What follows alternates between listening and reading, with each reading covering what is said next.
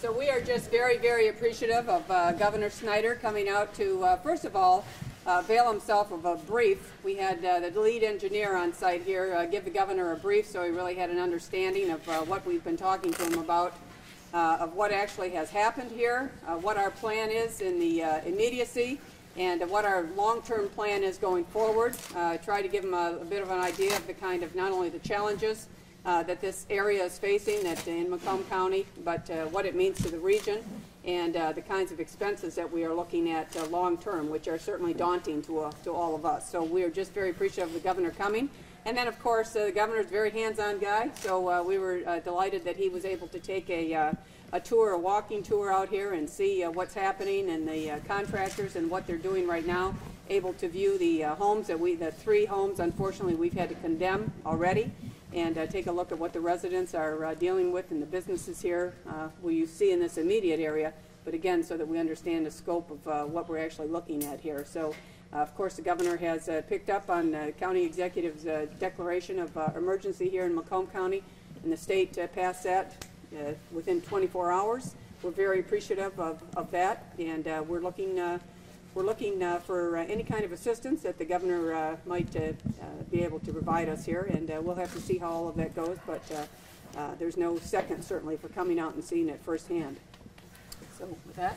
Oh, well, it was important to come here, and I want to start by thanking a great team of people that are on top of this in terms of working this very difficult and tough issue. And Candace Miller's doing a great job, Mark Hackle and the mayor. I want to thank them for jumping right in. And also thank all the great contractors and the different groups that have been out here working in some very difficult conditions. It was important to go see it first person. I had an opportunity to meet one of the residents. Again, we need to understand that this impacts real people's lives in terms of having to leave their homes, other challenges, and also the long-term risk associated with this. But the good part is we want to be a strong partner with Macomb County and the city of Fraser in terms of solving these problems. We've got the resources to come do whatever we can to help in terms of the Department of Environmental Quality, Michigan Department of Transportation. Any way we can provide assistance, we want to be there to be a supportive partner. And ultimately, the other part I would say is this illustrates our aging infrastructure. This illustrates why it was so important we just did the Infrastructure Commission, to say we need to be looking out not for the next 50 years, but these issues are showing up today. In Flint and here, we need to get on top of them and start making smart investigations and being good partners working together to improve our infrastructure. So obviously you've had a couple conference calls with the local leaders. What is your impression up close and personal? Well, it is a tragic situation. Again, this shows what can happen when you have a major failure of infrastructure. You've got a huge pipe in the ground, very far, very deep underneath the ground, might have had issues for years and years, and now it's finally come to the point of collapse in some fashion. So we need to address this, but we also need to be smart enough to be looking ahead to say where else could this happen and try to prevent this from happening anyplace else. And that's the race we're in, because infrastructure is aging every day. I'm sure you have a team looking at this, but have you found any money yet that you can support? Well, again, we'll be going through that process. The primary leadership is with the city and the county. We're being supportive partners, and we're going to be looking hard to find resources to help support this effort. Commissioner Miller, we all smell the rotten egg smell, the gas leak. How safe is it to be here right now for any of us, let alone the workers who are going to be here for hours and hours? I think it's safe. It's not very comfortable. That's for sure. It's very uncomfortable. Certainly, you smell the sewage here. We've probably got a couple of weeks before we're able to get our biofilters in, that we can really get a better handle on that smell that you smell. And so it is permeating a bit. Any idea how long it will be before you have details on what declaring a state emergency means in terms of actual dollars and what's going to happen here? Well, again, this is the partnership process. I appreciate Executive Hackle jumped right on this. I followed suit. We'll be talking to the federal government. We've already started those discussions. It's really how we can rally resources. The first thing, though, is let's make sure the residents are being addressed appropriately that have been affected, and I appreciate the county seems to be on top of that, working hard with the city. But again, we need to keep working hard to say, how do we get short-term answers in place, what are the intermediate-term answers, and what's the long-term answer? And more work needs to be done. I think everybody gets this expectation that because you have some kind of state of emergency, whether it's on the county, local level, and or the state, that all of a sudden there's some magic pot of money that's going to be bestowed upon you to fix these problems. I think what we need is public officials to come to the realization that we have serious infrastructure issues. I remember being at the governor's first state of the state when he started talking about roads funding being about $1.2 billion, and even I think he would agree that that's shy of what we really need to really fix our roads and bridges. But the infrastructure underground is just as problematic. We need all of our public officials to start giving an honest conversation with the public with the reality that we need to come up with revenue, new revenues to figure out how do we deal with these problems, because otherwise what's happening here isn't just something that's affecting Fraser. This will be somebody else's community tomorrow, next week, a year from now. We've got aging infrastructure that needs to be addressed, and we need the funding to support that. And quite honestly, I think it might even include new money. We got to figure out how do we want to pay for this. Otherwise, we're going to pay for it sooner or later. And these residents, they don't deserve what they're going through right now. And we've been trying to work on figuring out how do we make them whole in the meantime till we fix this particular problem here in Macomb County. Commissioner, we talked about a theory a few days ago. Is that still your working theory? That is one theory. That is one theory. There's a couple of other theories that are bubbling around here, but it certainly seems extremely coincidental that back in 1979, you had a contractor that actually did 13 different little 2-inch holes at the top and the bottom of this pipe, and 11 of them were exactly where the break was in 1978, and there was one other upland, and that was right in the middle of the 2004 break. And now there was one other that was done, and that is right at the end of Eberline Drive in front of the house that everybody's looking at. So I'm not sure it's a theory. Once we get the temporary bypass constructed, which will be about 4 to 5 weeks, we hope, as soon as that is done, we're able to actually then get into the stop the flow in the interceptor and get in there and televise it and hopefully walk this pipe and see exactly what the cause of it was. Governor, would you anticipate something happening legislatively to try to help pay for this?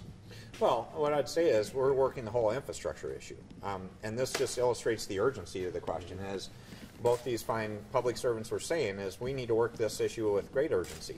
So we're already looking at how to do an infrastructure council. We need to do coordinated asset management. So that's one of the things I've already mentioned to both of them. As we do this project, let's look at how we should be looking at the road issue, the communications issues, the other utilities. So we look at situations like this. How do we put into a long-term fix while we're getting an interim solution put in place that's workable? But anything specific for this disaster? Well, again, we're still working on the numbers. Sorry if you said this earlier, but what about the people? When do they get to go home, and how many get to go home? Tomorrow Well, was there's mentioned. 22 homes that were really in the area on Everling Drive, and one of them is actually facing 15 Mile. Of the 22, 3 of those homes have been condemned. So those poor, unfortunate families are not going home.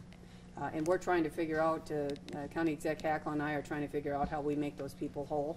I'm sure they don't have insurance for sinkholes, and it's not their fault. This wasn't a natural disaster. It was a man-made disaster that has happened to them, unfortunately. The other 19 families, I think they're going to be able to go home pretty soon here. We're thinking on the 9th. We've got a access road, a temporary access road now that will allow for them to get into their neighborhood, and emergency vehicles there. We've checked out all the utilities. The gas is back on. We've had several tests with the water. We think the water's good now, so I think, fingers crossed, all systems go for them to go, the other 19 families to go back to their homes. Tomorrow? Well, I'm just going to clarify real quick. I talked to our emergency manager who've been working with those people directly.